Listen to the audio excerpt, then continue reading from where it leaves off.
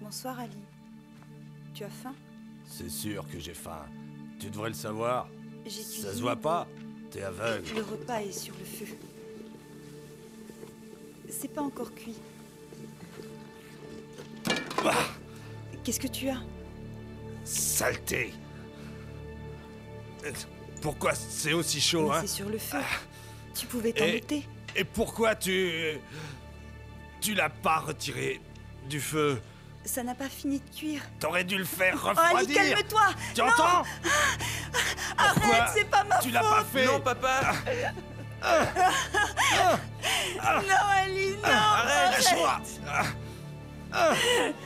Je battais ma femme chaque fois que j'étais ivre.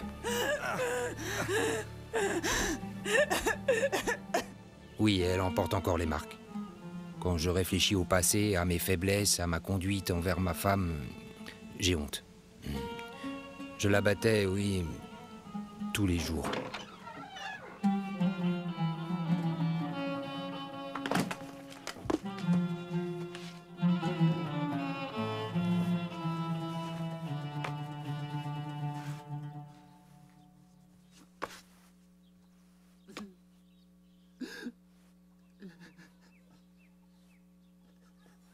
J'avais réellement honte devant ma femme et mes enfants. Mais je ne contrôlais rien, je ne pouvais pas m'en empêcher. Parfois je m'absentais de la maison, quelques jours pour donner un répit à ma femme. Je suis même parti pendant des mois, des années, que j'ai passé à Istanbul.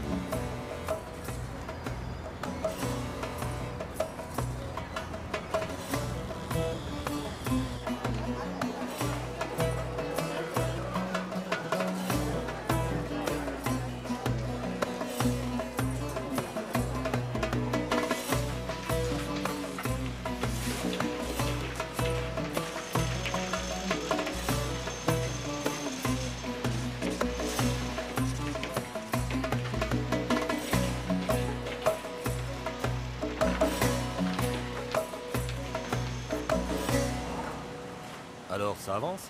Oui, chef. Ça va, merci. Très bien. Continuez. Allez!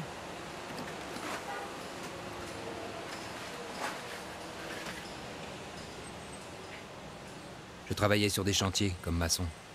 Je gagnais bien ma vie. En général, j'étais contremaître. Mais je dépensais mon argent en alcool. J'en buvais sans cesse, même au travail.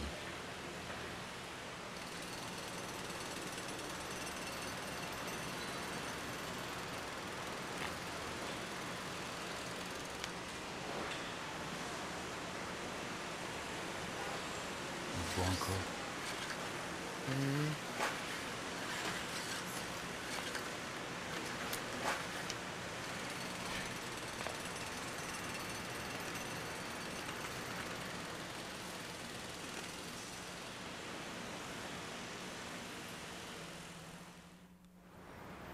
Hé chef, on va boire un coup? Tu viens avec nous? Non, pas cette fois. Tu viens pas? J'ai du travail. Ben, tu sais où nous trouver. On va au café comme d'habitude. D'accord. Salut. À plus tard, peut-être.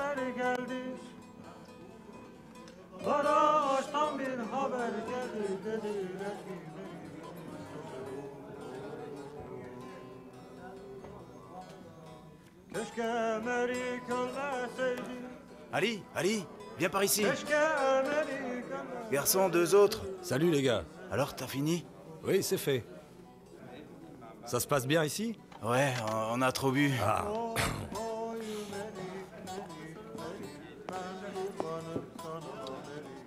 Apportez-moi un aussi, merci. Oui.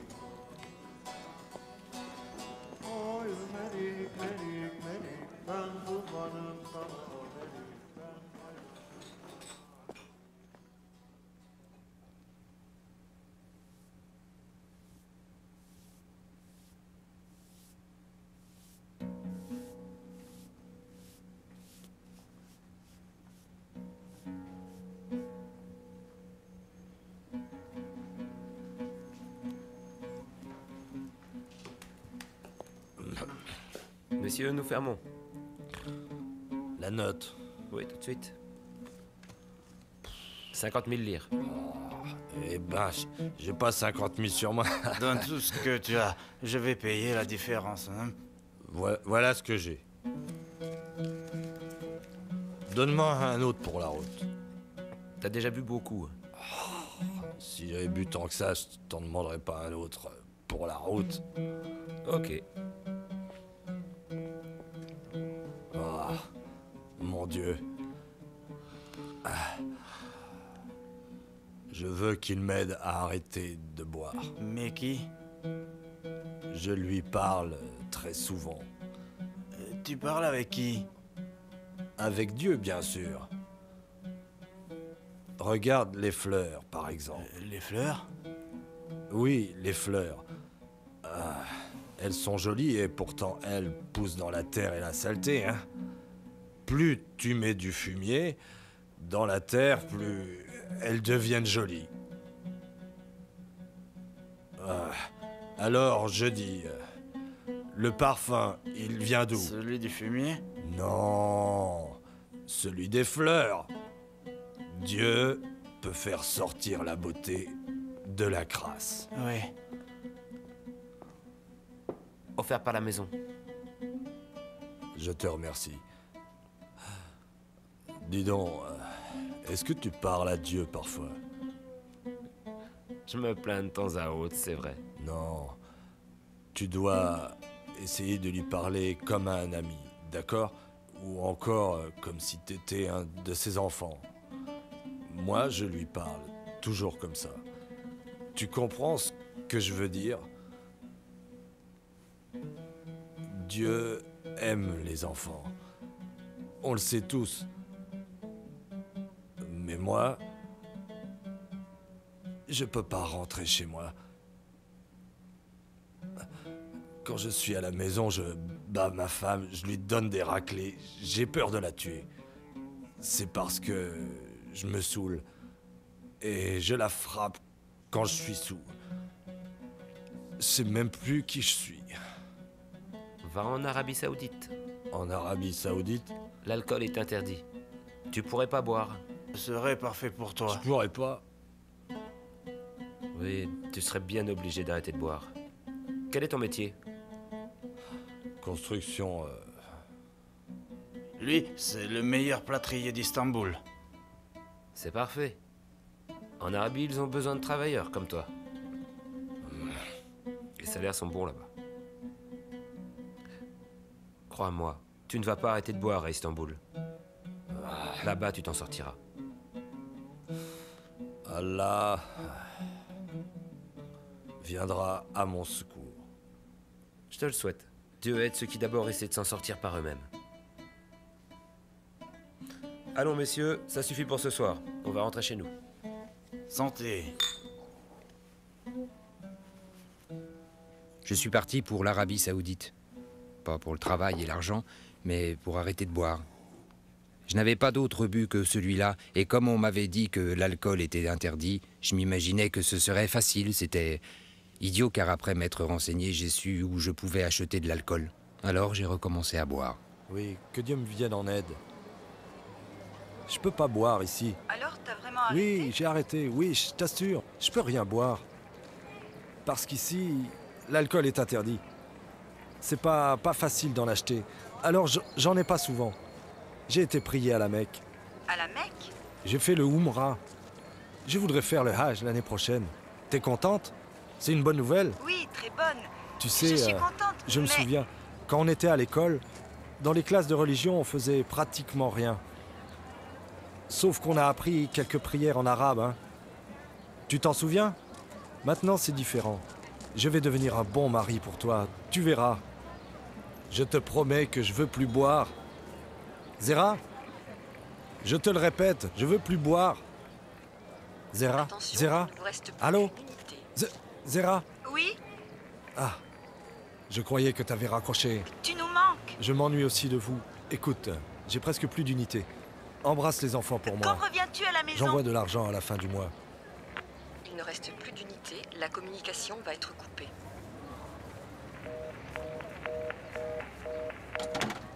Un an plus tard, avec un groupe d'amis, j'ai décidé de me rendre pour le Hajj à la Mecque en voiture.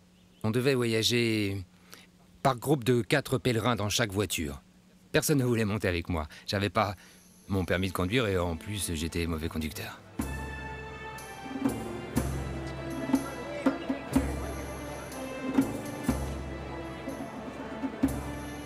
Au coucher du soleil, nous sommes arrivés à la Mecque et nous sommes entrés dans la foule des fidèles qui tournaient autour du Kaaba. Et après avoir tourné autour, nous avons récité les prières du soir. Moi, jamais je ne les avais dites, c'était la première fois.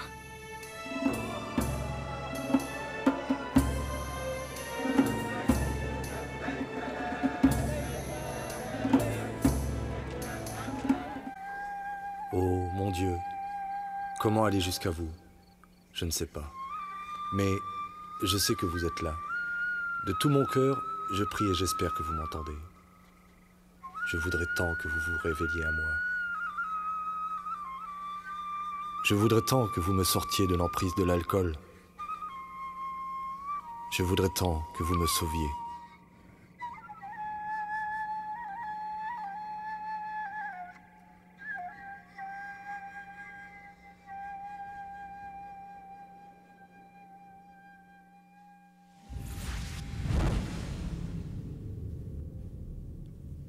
Tu m'appartiens. Je crois savoir qui tu es. Tu es Aïza. Je vais t'emmener avec moi. Si je pars, que deviendra ma femme? Que deviendront mes enfants?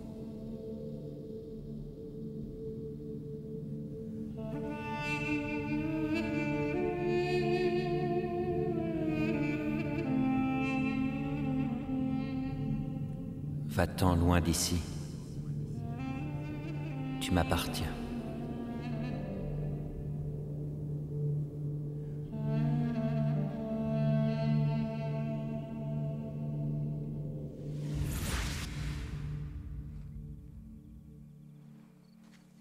Quand je me suis réveillé après ce rêve, j'étais fou de joie.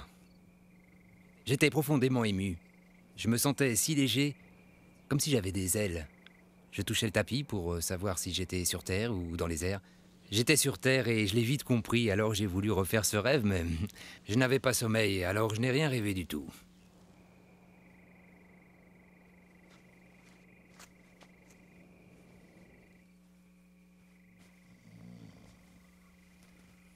Errol. J'ai vu Aïza. Hein? De quoi tu parles au juste? J'ai vu Aïza dans un rêve. Il est venu à moi. Allez, réveille-toi. Réveille-toi. Ali, qu'est-ce que tu dis?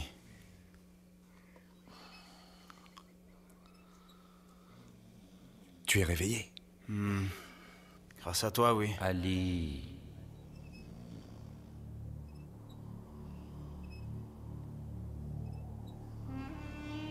T'as entendu? Non. La voix. La voix de Aïza. Ali, je comprends pas ce que tu dis. La voix de Aïza. Tu as trop mangé hier soir. Tu as fait un mauvais rêve. Non. Ce rêve était merveilleux. Rayonnant. Tu crois que si je me rendors, je vais le revoir? Pas vrai? Pourquoi pas? Ça va être dur demain. Dors un peu.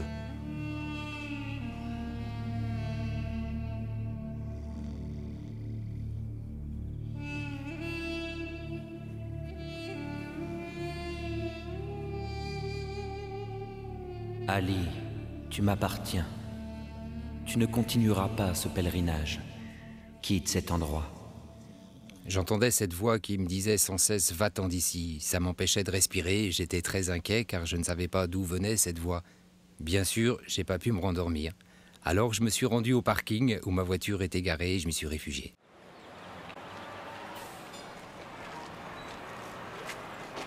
Ali?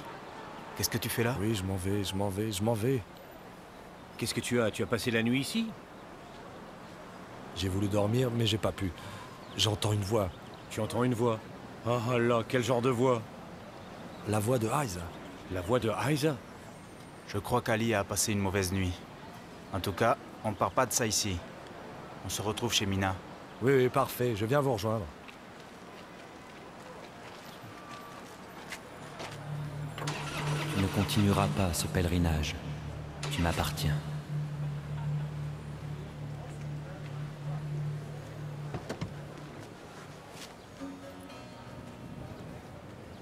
Errol! Errol! Errol! Errol, je viendrai pas avec vous. Y a du nouveau? La voix me demande de quitter cet endroit. Et je vais obéir. Ali.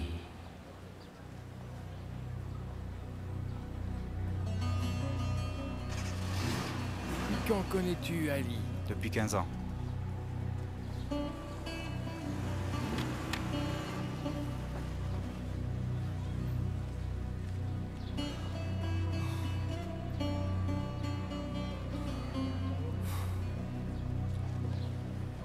Je suis monté dans ma voiture et je suis parti pour Aqba, la ville où j'avais mon travail. Quand je suis arrivé chez moi, j'avais besoin de prendre une douche. C'est à ce moment-là que j'ai remarqué que la moitié des poils que j'ai sur la poitrine étaient blancs. J'ai pensé que c'était la poussière et la transpiration. J'ai frotté avec une serviette, mais mes poils étaient devenus blancs. Puis une voix intérieure se fit entendre en moi. Elle me disait: je te montrerai des choses encore plus extraordinaires. J'avoue qu'à ce moment-là, j'ai eu peur.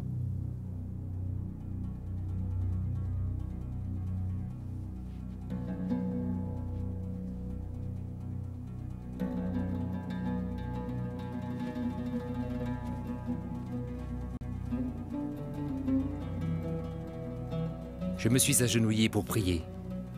Ma crainte s'était doucement transformée en joie. Je sentais que Dieu était avec moi, qu'il allait m'aider. Je pressentais que j'allais être délivré de mes mauvaises habitudes et de mes problèmes, surtout celui de l'alcool. J'étais du coup submergé par la crainte de Dieu ainsi que par une paix intérieure intense. J'essayais de prier, mais je ne savais pas comment. Je ne savais pas quoi dire. Alors j'ai dit simplement: oui Seigneur, à partir de maintenant, je ferai tout ce que tu me demanderas. Je ferai tout ce que tu me demanderas. Je ferai tout ce que tu me demanderas.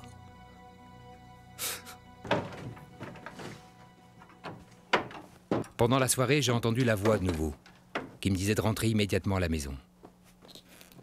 Je n'ai pas hésité, j'ai fait ma valise et je suis rentré chez moi.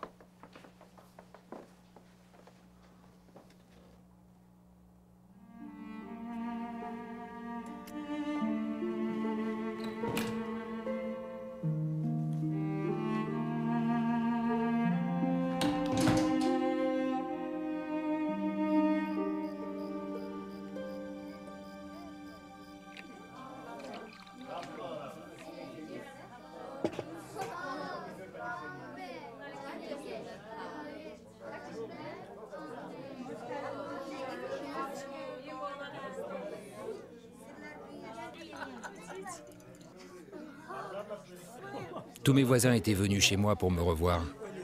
Nous étions tous très joyeux. Ils savaient qu'avant je battais ma femme et que je maltraitais mes enfants. Mais ils m'aimaient bien quand même. À un moment donné, la voix en moi m'a dit: lève-toi.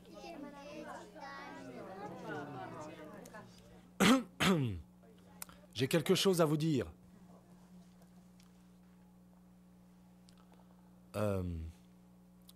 Quand j'étais en Arabie Saoudite, j'ai vu Jésus dans un rêve. Et Jésus m'a changé. Je veux vous dire que désormais, je vais suivre Jésus.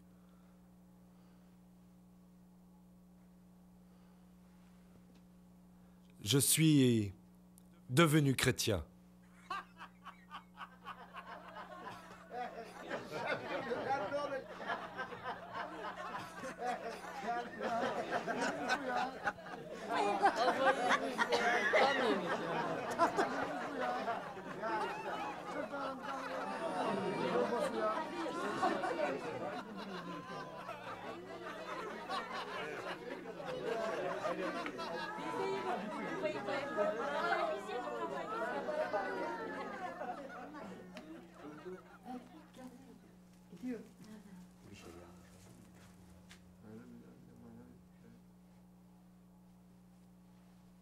Allez, il est l'heure d'aller vous coucher. Allez.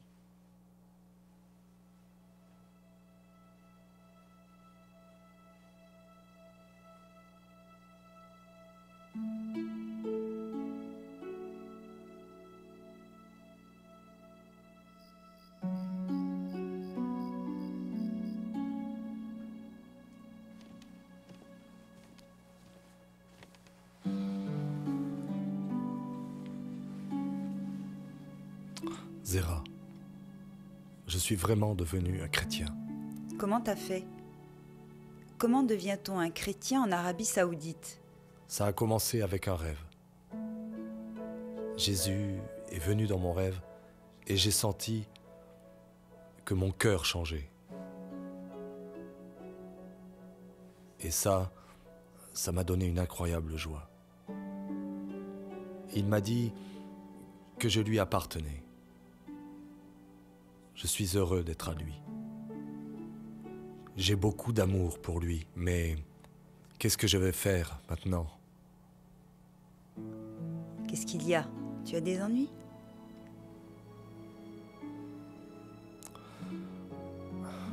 Zéra, tu sais que je t'aime beaucoup. Je t'ai toujours aimé.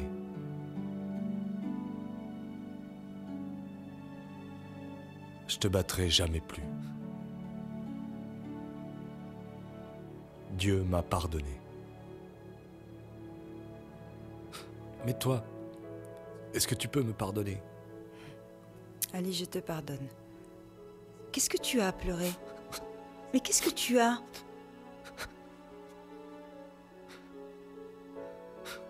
Zéra, maintenant,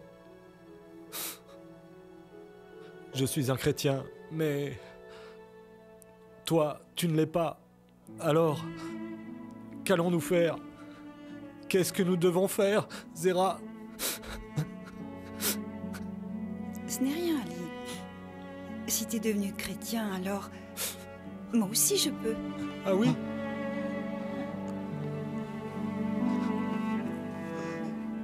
Ce soir-là, notre maison était remplie de paix. Cependant, Zéra et moi, nous ne connaissions pas un seul chrétien. Nous ne savions pas quoi faire.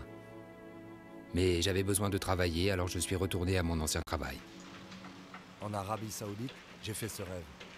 Eh, vous êtes payé comme maçon, pas pour bavarder. Alors vous placez ces briques ou quoi? Oui, c'est vrai, chef. Je parlais seulement... C'était au sujet de Jésus. J'expliquais à mon ami que Jésus m'a touché et que ma vie a été vraiment changée. Je vous expliquerai si vous voulez. Non, j'ai pas de temps à perdre avec ces histoires, et toi non plus. Si tu veux pas travailler, t'as qu'à t'en aller. Je travaille. Ali, t'inquiète pas. Tout le monde sait que tu travailles bien. J'ai été renvoyé quand même.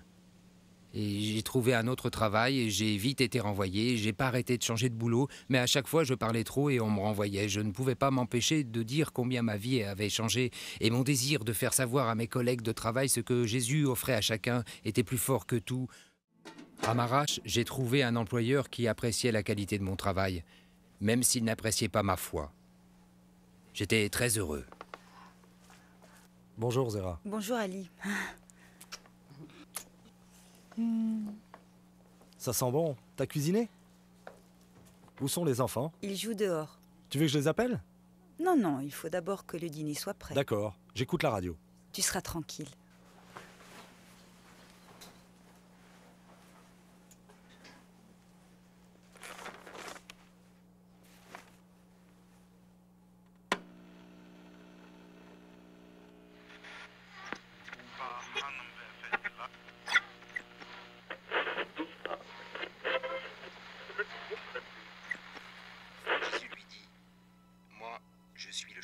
Zéra, Zéra, viens, fais vite. Viens vite, approche.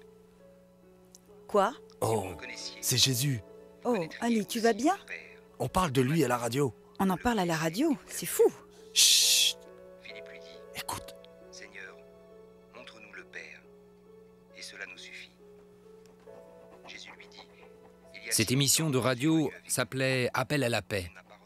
Quand j'ai entendu cette diffusion, j'ai immédiatement pris un crayon et un papier pour noter la station de radio car je voulais écrire pour commander un Nouveau Testament. J'ai reçu un Nouveau Testament une semaine après. Ce bouquin était pour moi un énorme cadeau. J'étais très heureux qu'on me l'ait offert. J'ai lu d'une traite sans même penser à aller dormir. À partir de cette lecture, tout dans ma vie s'est mis à changer. En fait, les gens qui étaient proches de moi pouvaient voir les changements dans ma vie. Maintenant, j'invite les gens chez moi et je leur pose à tous cette question. Désires-tu réellement voir le paradis? Si ta réponse est oui, alors viens chez moi. Je te remercie, Zéra, merci. Ali ne pourrait pas amener mon mari à lire le Nouveau Testament? En fait, ce n'est pas nécessaire de forcer ton mari. Le Seigneur l'attirera à lui par son amour. Je suis certaine qu'Ali parlera à ton mari, si ce n'est pas déjà fait. Ali est devenu une très bonne personne maintenant. C'est incroyable, je t'envie. J'ai eu une enfance extrêmement difficile. Je me sentais rejeté par ma famille qui ne m'aimait pas. Adolescent, je travaillais comme berger. J'étais persuadé qu'il y avait un Dieu, qu'il existait, même si je ne le connaissais pas. Je lui expliquais mes ennuis et il partageait mes peines. J'avais l'impression qu'il me réconfortait et je trouvais la paix en pensant qu'il était là. Il m'écoutait parler pendant des heures. Un rêve a changé ma vie parce que je cherchais le salut. Et j'ai su que je serais sauvé quand j'ai rencontré Jésus-Christ en rêve. Donc je vous dis, à vous qui êtes fatigués de vous débattre, cherchez le vrai Dieu et confiez-lui tous vos soucis. Ne soyez plus seuls à porter votre fardeau.